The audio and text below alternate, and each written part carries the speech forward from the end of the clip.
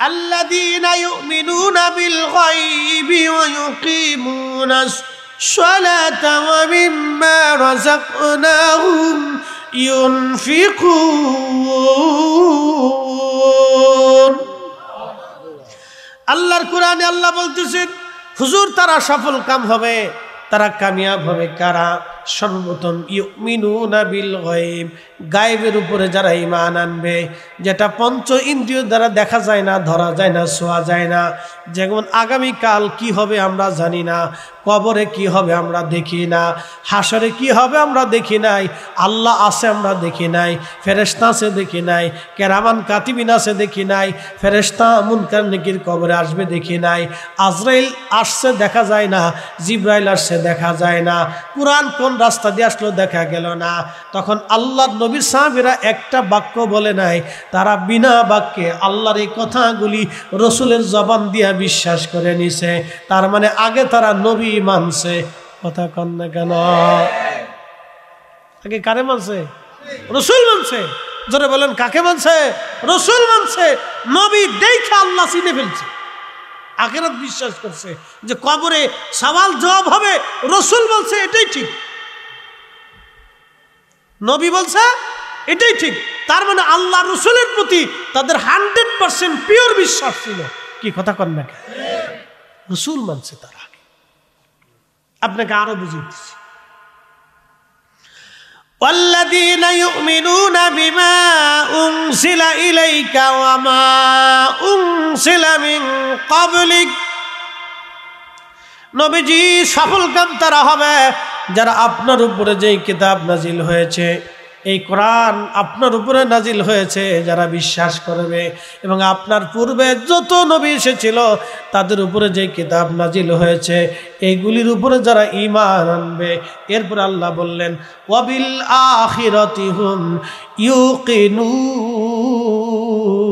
যারা আখিরাতে বিশ্বাসী হবে। এখন আপনারা আখিরাত দেখছেন, কে বলছে?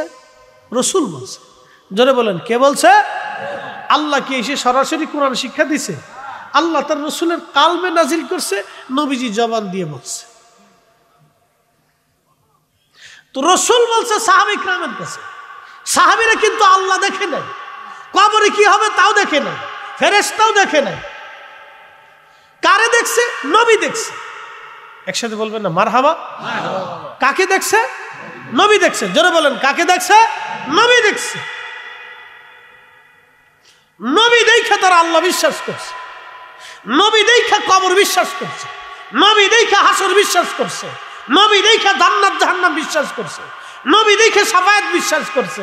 এজন্য আল্লাহ কোরআনে বলে দিয়েছে, হাবিব আপনি উম্মতকে বলে দেন, কুল ইন কুনতুম তুহিব্বুন আল্লাহ, কেউ যদি আমি আল্লাহকে ভালোবাসতে চায়, আমি আল্লাহকে ভালোবাসতে চাই, আমি আল্লাহকে পেতে চাই, আমি আল্লাহকে খুশি করতে চাই, তাহলে বলে দেন ফাত্তাবিউনি, সেজন্য আপনার ইত্তেবা অনুসরণ অনুকরণ মহাব্বত করে, যদি করে ইউহিব্বুকুমুল্লাহ, আমি আল্লাহ তাকে ভালোবাসবো, আমি আল্লাহ তাকে ভালোবাসবো।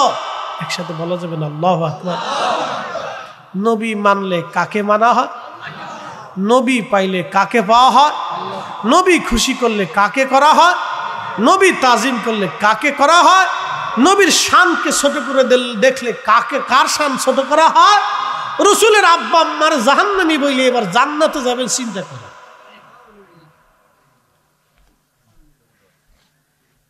এর উপরে দলিল আমি আর দিতে পারবো না। ওয়াজ করলে কি লাভ, শুনলে কি লাভ?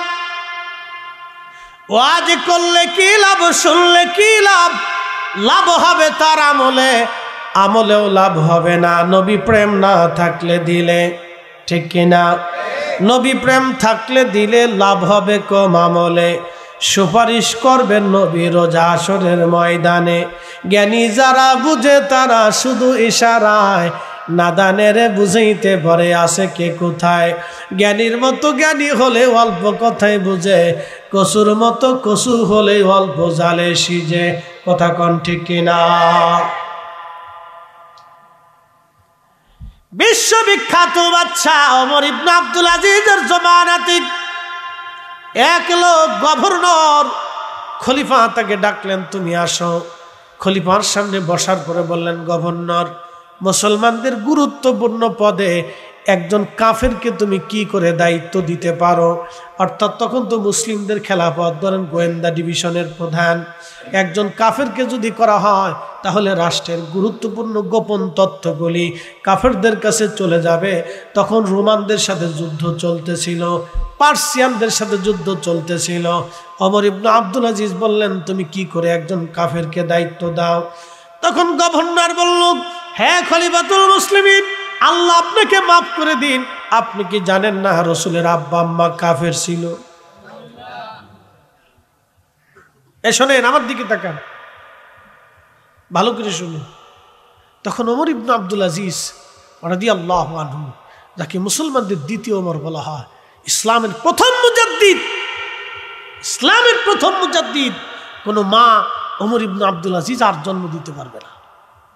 তখন তিনি বলতেছিলেন, ঠিকই বলে, লিসানাক, তোর জিভ কেটে ফেলতাম,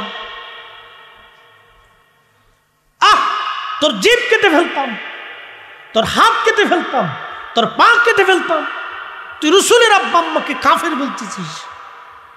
তার অনুভূতি দেখছেন, ইমান দেখছেন? তোর জিভ কেটে ফেলতাম, তোর হাত কেটে ফেলতাম, তোর পা কেটে ফেলতাম, তুই রসুলের আব্বা আম্মাকে কাফের বলতেছিস, দোরহানা ফরমান। মুসলমানদের গুরুত্বপূর্ণ গভর্নরি পদে তোকে রাখাই যাবে না। একসাথে বলবেন আল্লাহু আকবার। না না, হয় না, আর একটু জোরে বলেন। হ্যাঁ, আরো জোরে, আরো জোরে, জোরে জোরে হাত উঁচা করে বলেন। আমরা মুসলমান, রসুলের আশিক, নবীর উম্মত, জীবন চলে গেলেও এই বদ আকীদা আমাদের দেহের ভিতরে প্রবেশ করতে পারবে না। কথা বলেন ঠিক না? আচ্ছা, হিন্দুরা মানুষ না? জোরে বলেন। খ্রিস্টানরা মানুষ না? ইহুদিরা মানুষ না? বৌদ্ধরা মানুষ না? তো তাদের সাথে আমাদের তফাৎ কোন জায়গায়? তাদের সাথে তফাৎ হলো বিশ্বাস নিয়ে। কথা ঠিক কিনা? হিন্দু যারা আছে সনাতন ধর্মের, তাদের বিশ্বাস হলো এই মাছের দেবতা আছে, গাছের দেবতা আছে, আধারের দেবতা আছে, আলোর দেবতা আছে, তারপরে খাবারের দেবতা আছে, বিদ্যার দেবতা আছে।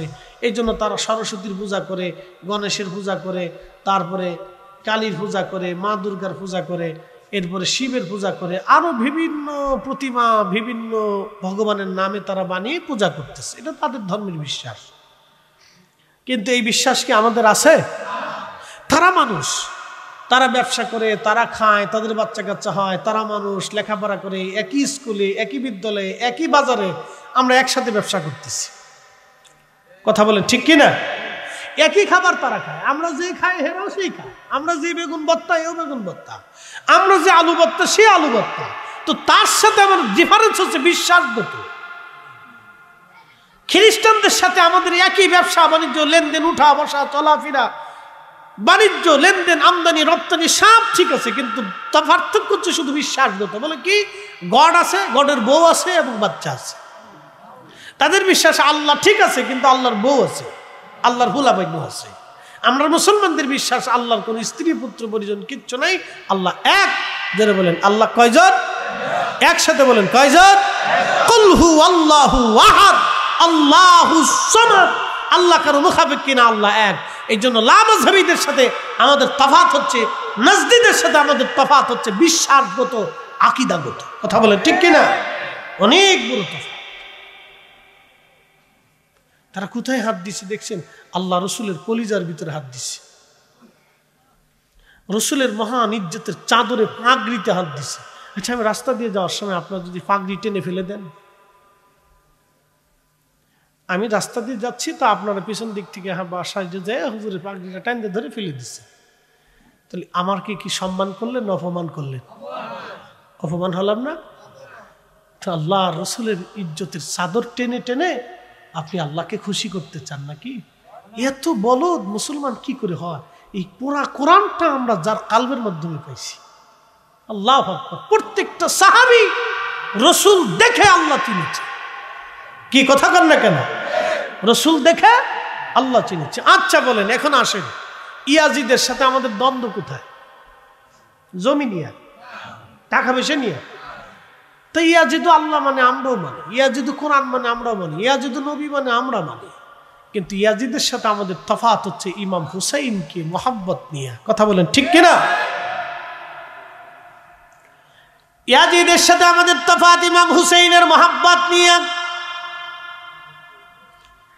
আমরা শুধু আল্লাহর রাসূলকে মোহাব্বত করি না, তার প্রত্যেকটা অঙ্গ প্রত্যঙ্গ এবং কি নবীজির চুল মোবারক, দাড়ি মোবারক, নখ মোবারক, চাদর মোবারক, এমনকি আল্লাহর হাবিবের পবিত্র পাগড়ি মোবারকের একটা সুতা মোবারককে আমরা সম্মান করি। কথা বলেন ঠিক কিনা? বন্ধু আমার, এটা যদি হয় আমাদের বিশ্বাস, আমাদের ভালোবাসা, তাহলে ইমাম হুসাইন রাদিয়াল্লাহু আনহুকে আমরা ভালোবাসি। বাবাজি, ইমাম হুসাইনকে মোহাব্বতকে কেন্দ্র করে ইয়াজিদের সাথে আমাদের দ্বন্দ্ব হলো। পুরা পৃথিবীর সব আলেমরা ইয়াজিদকে লানত দিল, লানাতুল্লাহি আলাইহি, তার উপরে আল্লাহর পক্ষ থেকে লানত আসবে। কিন্তু আমাদের অপোজিট একদল মুসলমান, তারাও কোরআন পড়ে, হাদিস পড়ে এবং বিদ্যা শিখে, তারা বলতেছে ইয়াজিদু রহমাতুল্লাহি আলাইহি। জোরে বলা যাবে কি নাউজুবিল্লাহ? এখানে ইমানের ব্যাপার, এখানে মহাব্বতের ব্যাপার। কেউ যদি রসুল ভালোবাসে, সে হুসাইনকে ভালোবাসবে। কেউ যদি বলে আমি আল্লাহ মানি, তাহলে হুসাইনকে মানতে হবে। ইয়াজিদের সাথে আমাদের দ্বন্দ্ব হলো একখানি, সেখানটা সে ইমাম হুসাইনকে দুশ্মনী করলো, কষ্ট দিল, হত্যা করলো, শহীদ করলো, তার পরিবারকে লাঞ্ছনা করলো, বঞ্চিত করলো। কিন্তু এই কথা শোনার পরে আমাদের অন্তরে বারবার ব্যথা করতে লাগলো। আল্লাহর কোরআন, যাদের সম্পর্কে কোরআন আমার আল্লাহ বলে দিলেন, ইন্নামা ইউরিদুল্লাহু লিউযহিবা আনকুমুর রিজসা আহলাল বাইতি ওয়া ইউতাহহিরাকুম তাতহীরা। সাচ্চে মুসলমান ওরা নামে মুসলমান, সাচ্চে মুসলমান ওরা নামে মুসলমান। ইমানদারের ইমান নিয়ে করছে যারা খেলা, ওরাই তো আসলে ইয়াজিদেরই চেলা। ঠিক কিনা? দাড়ি টুপি পাগড়ি আছে দেখতে মাওলানা, ভিতরে নাই নবী প্রেম, ইয়াজিদে ভরা। আহলে বাইতে রাসূল ইমাম হুসাইনের পবিত্র মাথা মুবারক কেটে নিয়ে চলে যাওয়া হলো কুফার গভর্নর হাউসে। শুনে যাবে না, গভর্নর হাউস থেকে নিয়ে যাওয়া হলো কুফার সেন্ট্রাল মসজিদে। পৃথিবীতে একজনের দুইটা মাজার আছে, এছাড়া একজনের কোনো দুইটা মাজার হতে পারে না। পৃথিবীতে একজনের দুইটা মাজার, তিনি হলেন ইমাম হুসাইন রাদিয়াল্লাহু আনহু। তিনার দেহ মুবারকের মাজার হচ্ছে, রওজা হচ্ছে কারবালার প্রান্তরে, আর ওনার পবিত্র মাথা মুবারকের মাজার হচ্ছে বর্তমান মিশর আল আজহার বিশ্ববিদ্যালয়ের সাথে। একজনের দুইটা মাজার, মাথা মুবারক কেটে নিয়ে যাওয়া হলো কুফার গভর্নর সেন্ট্রাল মসজিদের ভিতরে। উবাইদুল্লাহ ইবনে জিয়াদ ওই মসজিদের ইমাম ছিলেন, খতিব ছিলেন এবং তিনি কুফার গভর্নর ছিলেন। উবাইদুল্লাহ ইবনে জিয়াদ তিনি মসজিদের মধ্যে গেলেন, মিম্বরে বসলেন। আহলে বাইতে রাসূলের পবিত্র মাথা মুবারক সে তার মিম্বরের নিচে, তার মাথা মুবারক তার পায়ের সামনে রেখে দিয়েছে। সেই দিন হাজার হাজার মুসলমান, কুফার হাজার হাজার মুসলমান সেই দিন ইমাম হুসাইন রাদিয়াল্লাহু আনহুর সামনে, উবাইদুল্লাহ ইবনে জিয়াদের সামনে, পবিত্র মাথা মুবারকের সামনে বসে আছে। তখন উবাইদুল্লাহ একটা ভাষণ দিয়ে বললেন, হে মুসলমানেরা, আমিরুল মুমিনিন ইয়াজিদের বিজয় আল্লাহ দিয়েছে, আর মিথ্যাবাদী হুসাইনের পরাজয় আল্লাহ দিয়েছে। একবার জোরে বলা যাবে কি নাউজুবিল্লাহ? ঠিক তখনই মসজিদের ভিতরে হাজার হাজার মুসলমান, একটা মুসলমানের জবানে কোনো প্রতিবাদ ছিল না, সবাই মুখ বুজে বসেছিল, কিন্তু মসজিদের কোনায় ঠিক রাসূল তিনি দাঁড়িয়ে গেলেন। তার নাম আব্দুল্লাহ ইবনে আফিফ, তার নাম ইবনে আফিফ। তিনি অন্ধ ছিলেন।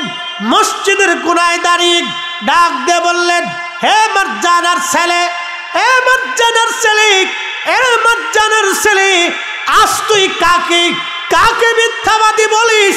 তিনি আমার রসুলের আওলাদ, আহলে বাইতে রসুল, আহলে বাইতে রসুল, তিনি আমার নবীর আওলাদ। আর তুই আমিরুল মুমিনিন কাকে বলেছিস?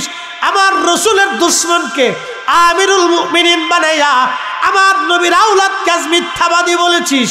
এ মারজানার ছেলে, আল্লাহর কসম করে বলি, আমি ইবনে আফিফের চোখ যদি ভালো থাকতো, আমি যদি অন্ধ না হতাম, আজকে মসজিদের মধ্যে তোকে কতল করতাম, হত্যা করতাম, প্রতিশোধ আমি নিতাম। একবার জোরে বলা যাবে কি আল্লাহু আকবার? ইয়া রাসূল জিন্দাবাদ।